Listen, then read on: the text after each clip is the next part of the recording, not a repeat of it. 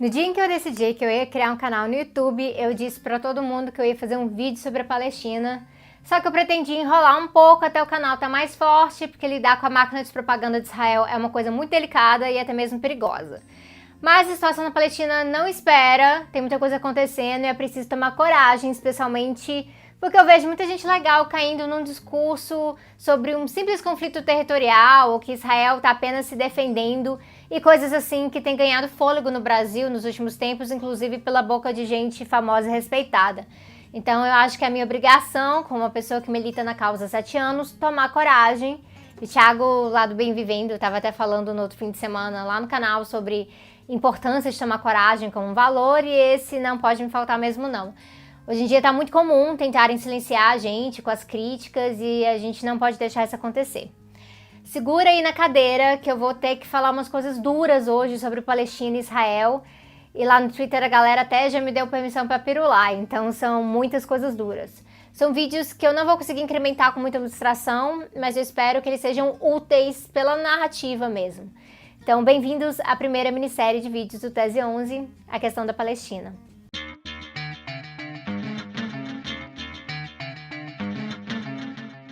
Não dá para fazer o apanhado histórico de mais de 100 anos que é necessário para entender tudo que esses vídeos pedem, porque em si isso pediria uns documentários de longa-metragem. Então é ruim porque muitas vezes a máquina israelense usa de uma historiografia parcial para desvirtuar o que está acontecendo, mas essa é a minha primeira limitação aqui.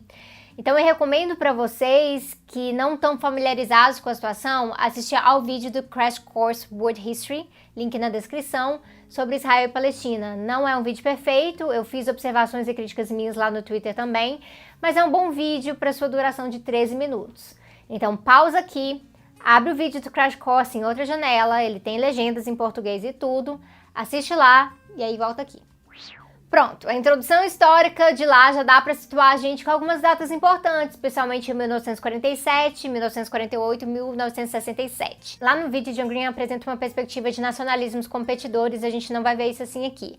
De agora em diante, tudo que eu falar é da perspectiva anticolonialista ou, como a gente gosta de falar também, descolonial. E para fazer isso, e para me blindar um pouco dos ataques desonestos que vão surgir, especialmente dos sionistas de esquerda, isso existe, por mais contraditório que isso pareça para mim hoje, quem anda gritando antissemitismo, para quem ousa questionar a narrativa israelense, eu também tive que vir armada. As coisas que eu vou falar nessa série são embasadas em anos de estudos e argumentos de umas pessoas que eu vou apresentar aqui para vocês. O Edward Said, o Said era palestino, professor na Columbia University nos Estados Unidos, referência mundial nos estudos pós-coloniais, muito influenciado por Gramsci e Fanon e, no geral, um cara que mudou a minha vida com seu livro chamado Orientalismo e também sobre a questão da Palestina. Tem o Ilan Pappé, que é a minha fonte central para compreender Palestina e Israel hoje. Ele nasceu em Israel em 1954, os pais dele haviam mudado para lá fugindo do Holocausto e do antissemitismo na Europa. Ele foi soldado no IDF, as Forças de Defesa Israelenses, inclusive durante a Guerra de Yom Kippur em 1973. Ele fez doutorado em História em Oxford, publica pra caramba sobre esse tema, ele é comunista, ele é um dos principais proponentes da tática não violenta chamada BDS, Boicote, Desinvestimento e Sanções a Israel. E por conta disso, ele já recebeu ameaças de morte em Israel, inclusive tem um esforço da mídia israelense de descreditar o papel como acadêmico, porque ele fala coisas que são contrárias à narrativa central sionista. Tem o Noam Chomsky, o Noam Chomsky é famosão, ele é o autor de Consenso Fabricado, leiam. O Chomsky é uma referência global na crítica da comunicação, ele é anarco-sindicalista, ele é judeu e ele critica abertamente as políticas sionistas e colonizadoras de Israel.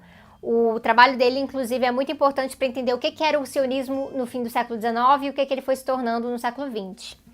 Tem a Judith Butler, que é o terror dos conservadores no Brasil e das feministas radicais também, pelo seu trabalho e militância em questões LGBTQ. Ela não é marxista, mas ela é de esquerda, ela é estadunidense, também é de família judia e é abertamente antisionista. Já deu para perceber que ser judeu não significa automaticamente ser sionista, né? Então deveria ser óbvio que ser antisionista não é o mesmo que ser antissemita, mas eu vou explicar mais tarde porque propagam essa desonestidade por aí. Tem a Angela Davis, que é a mulher mais fantástica viva hoje, vocês precisam concordar comigo nisso. Eu detesto ícones, mas tem alguém que chega perto de ícone pra mim, é ela, porque pra mim ela é uma pessoa que leva o marxismo a sério como uma filosofia emancipadora. Ela é comunista, é feminista, é antirracista, é abolicionista penal, é vegana e, é claro, crítica ferrenha do sionismo. Tem o Steve Salaita, que tem descendência palestina, é tipo um herdeiro acadêmico do Said, para mim. O Salaita perdeu uma oferta de emprego simplesmente por ser crítico ao sionismo e a Israel nos Estados Unidos. E se tem uma coisa que ameaça muito a liberdade intelectual por lá e outros países também, é o sionismo e as suas ameaças. O triste é que a gente está vendo isso como silenciamento político no Brasil também. E também vou apresentar argumentos mais gerais de organizações de judeus antisionistas, como a Independent Jewish Voices, que me orientou muito sobre o assunto quando eu ainda morava no Canadá. Outras fontes pontuais aqui são o Bruno Huberman e a Yara Haas, que são judeus não sionistas que escrevem o blog Quebrando Muros, sobre a descolonização da Palestina, e também o Intercept do Glenn Greenwald, que também é judeu e denuncia as violências israelenses. Para entender o que rola hoje, para entender o que é o Estado de Israel, o que é o Estado sionista, a gente tem que entender sionismo. Então, o que é sionismo? Porque eu tô falando sionista, não sionista, anti-sionista há minutos e eu ainda não defini.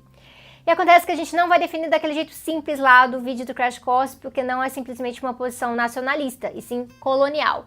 Por muito tempo, o sionismo era uma ideia sobre o direito dos judeus por autodeterminação, e essa é uma excelente ideia, importantíssima quando a gente está tratando de povos oprimidos. Porém, ideias e conceitos mudam com o tempo na medida em que eles ganham mais lastro e passam a ocupar mais posições de poder.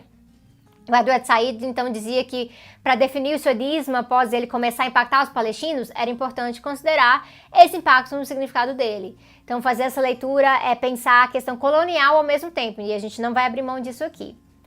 Dentro dessa visão, o Ilan Pappé define sionismo como ideologia, e como ideologias inspiram e mobilizam, o sionismo é uma ideologia com um projeto que, nas palavras dele, implica em tomar o máximo do território palestino possível, com a menor quantidade de palestinos possível dentro.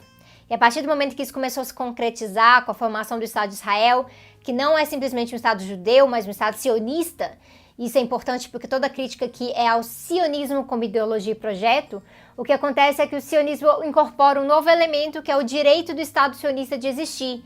Isso acontece porque ele manipula o direito de autodeterminação do povo judeu, que é sobre justiça social e existência como nação, em um direito de um Estado, diferente de nação. Um Estado com orientação colonial existir porque ele é um Estado para esse povo. E o Chomsky, francamente, acha isso uma bagunça, porque ele mesmo diz que uma coisa é o México respeitar os Estados Unidos, mesmo estando em um pedaço do território mexicano, outra seria o México ter que aceitar o direito dos Estados Unidos de ocupar o território mexicano. Então, quando uma ideologia gera um Estado, e esse Estado se estabelece em cima de ter direitos soberanos, que são dados como pré-existentes, muita coisa injustificável passa a ser aceita. Sabrina, mas e o sionismo de esquerda? Existe uma esquerda sionista? Em Israel existe sim, são pessoas progressistas e até socialistas que aderem ao sionismo como ideologia. E isso sim é uma contradição para mim, porque o Domenico Losurdo, num texto bem bom que eu vou deixar aqui na descrição, ele explica que apesar de ter uma presença histórica de socialistas sionistas em Israel no começo, o movimento comunista passou a rejeitar isso por conta do aspecto colonial crescente do sionismo pós-1948.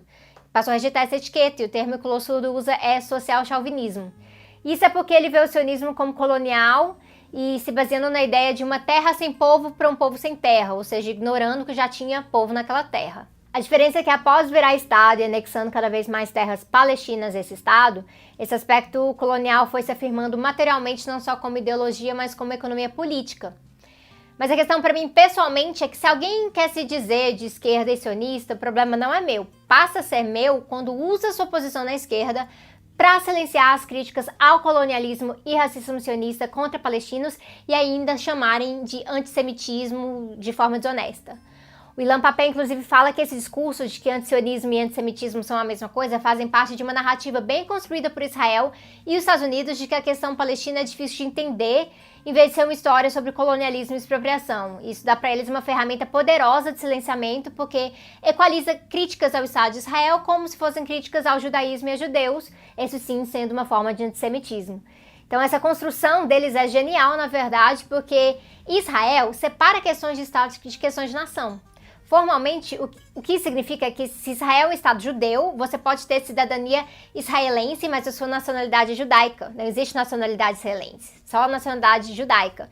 Isso mistura legalmente judaísmo com Israel e aí em cima disso propaga um argumento conveniente. Se você ataca Israel, você está atacando um Estado judeu e aí, por consequência, o judaísmo e todos os judeus. Para Chomsky, isso é uma anomalia na teoria do Estado moderno, e para o papel significa que o Estado de Israel arranjou uma forma discursiva genial de silenciar críticos, como foi o caso do Steve Salaita. O Norman Finkelstein tem um livro detalhando isso, inclusive o próprio Salaita deu palestras sobre isso, e isso tem consequências negativas até para judeus. A Judith Butler conta que encontrar judeus nos Estados Unidos que tentam esconder a sua identidade judaica porque discordam das ações de Israel na Palestina é comum. Eles acham que eles não devem ser judeus de verdade, então. Isso é o controle do discurso pela máquina de propaganda israelense, que, por sinal, é focada na demonização, militarização do debate. E vocês vão ver mais sobre isso na série. Outra coisa é que tem gente que coloca que o movimento sionista é uma resposta dos judeus ao Holocausto, e falar isso é assinar atestado de achismo, porque o sionismo existia desde muito antes. Ele sim tentou barrar o antissemitismo, que é importante, mas a relação histórica não é com o terror do Holocausto como princípio. O movimento já era bem estabelecido no final do século XIX, quando teve a Declaração de Balfour, que é essa coisa bizarra da Inglaterra prometendo a Palestina para outras pessoas, inclusive sionistas, como se a Palestina fosse deles para dar de presente. Isso foi em 1917, anos antes do Holocausto. Então fazer essa separação é importante para a gente lidar corretamente com os movimentos históricos, sem simplesmente usar um para justificar o outro. É obrigação de todo mundo ser contra o que aconteceu no Holocausto. Se você é antirracista, você tem que lutar contra o antissemitismo. Mas o fato é que o sionismo não surgiu para combater o antissemitismo nazista. O que acontece é que entre a década de 30 e de 40, sob os horrores do Holocausto e da perseguição aos judeus, os judeus tinham uma necessidade material de fugir para outros locais, parte da diáspora se espalhou, mas por aí outras se atrelaram a essas políticas imigratórias do Reino Unido para a Palestina. Só que a coisa foi ficando tensa, porque já tinha gente morando ali, né? E a orientação geral da política imigratória não era de refugiados, era de ocupação e colonização. E foi esse pepino que o Reino Unido entregou para a ONU, e que a ONU fez questão de tratar da forma mais artificial possível. Ah, tem um povo que mora aqui, tem um outro povo espalhado pelo mundo que afirma o direito histórico de vir nessa terra. O que fazer? O que fazer? Tá! Divide isso aqui em pedacinhos não contíguos e, tadá, 2 estados no que antes era o espaço de um, mesmo parecendo um quebra-cabeça. Só que, na verdade, nem isso, né? Porque antes dessa resolução, em 1947, da ONU, os palestinos não tinham seu próprio estado. Eles viviam na Palestina Britânica, ou Mandato Palestino, já vivendo então sob colonização e antes do Império Otomano. E como a Resolução 181 da ONU foi considerada um absurdo pelo mundo árabe, rolou uma guerra que Israel ganhou e com essa vitória anexou mais territórios do que os propostos na resolução. Na época, os palestinos continuaram no estado, perderam o território para Israel, ficaram parcialmente sob o controle do Egito e da Jordânia e mais ou menos 700 mil palestinos se espalharam pelo mundo como diáspora e refugiados. Então, em 1948, enquanto Israel ganhava status de Estado de Israel, com mais territórios do que previsto antes, o povo da Palestina continuava sem Estado, parcialmente controlados pelo Egito, Jordânia e, claro, Israel. E milhares perderam seu lar no que é conhecido hoje como Nakba. Importante ressaltar que nesse período teve saqueamento e destruição de vilas inteiras, então não é como se essa guerra tá me enchendo o saco, então vou ali mudar para um outro país. Foi bem ao contrário, né? E sobre a questão do Estado, é bom mencionar que a Palestina só foi reconhecida como Estado 30 anos atrás, se baseando nessa resolução, e mesmo assim parcialmente. Em 2012, a Palestina ganhou o status de observadora na ONU, mas não como membro, porque os Estados Unidos não reconhece a Palestina como Estado, e depois eu vou falar mais dessa relação de Estados Unidos e Israel. O Nakba é a razão dos palestinos estarem organizando manifestações nesse período agora, e aí vocês viram um show de horrores que foi o uso de armas letais pelo exército israelense.